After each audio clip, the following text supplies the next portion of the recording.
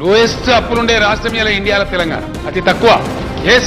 2022-23 ఆర్థిక సంవత్సరానికి సంబంధించిన కాగ్ నివేదిక పలు కీలక విషయాలను బయటపెట్టింది. గత బీఆర్ఎస్ ప్రభుత్వం సొంత ఆదాయం కంటే రుణాలపైనే ఎక్కువగా ఆధారపడిందని కాగ్ నివేదిక స్పష్టం చేసింది. ఇప్పుడున్న రుణాలకు సంబంధించిన వాయిదాలు, వడ్డీలు కట్టేందుకు రానున్న 10 ఏళ్లలో 2,86,000 కోట్లు సమీకరించాల్సి ఉంటుందని పేర్కొంది. సాగునీటి ప్రాజెక్టుల నిర్మాణం ఆలస్యం కారణంగా భారీగా వ్యయం పెరిగిందని తెలిపింది. ముఖ్యంగా కాళేశ్వరం సాగునీటి ప్రాజెక్టుతో పాటు మిషన్ భగీరథ కోసం ఎక్కువగా రుణాలు తీసుకున్నారని, తిరిగి ఆ రుణాలను చెల్లించేందుకు మరిన్ని రుణాలు తీసుకున్నారని కాగ్ ఎండగట్టింది. ఇక ఎస్సీ ఎస్టీ అభివృద్ధి నిధులను దారి మళ్లించారని, ఎస్సీ అభివృద్ధి నిధుల్లో 58%, ఎస్టీ అభివృద్ధి నిధుల్లో 38% నిధులను వినియోగించలేదని, ఆయా పద్దులకు సంబంధించిన నిధులను ఇతర శాఖలకు దారి మళ్లించారని కాగ్ నివేదిక పేర్కొంది. దళిత బంధు రుణమాఫీ నిధులను ఖర్చు చేయలేదని నివేదికలో పేర్కొంది.